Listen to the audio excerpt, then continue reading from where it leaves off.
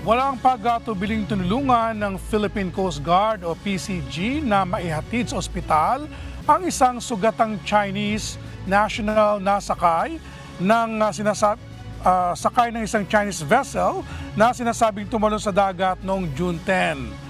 Ayon sa National Maritime Center, nag-request ng medical evacuation ang nasabing Chinese vessel dahil sa kinakailangan nitong dumaan sa karagatan sakop ng Zamboanga City upang maitawid ang pasyente na nagtamo ng sugat sa kanyang ulo.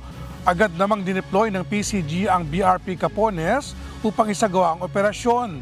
Sa pagdating ng barko ng Pilipinas, agad na inilipat ang pasyenteng Chinese upang maihatid sa pinakamalapit na ospital.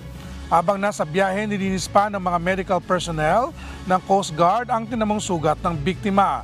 Ayon sa PCG, ang matagumpay na medical evacuation ay patunay lamang na nananaig pa rin ang kooperasyon at pagtutulungan ng mga bansa sa oras ng krisis.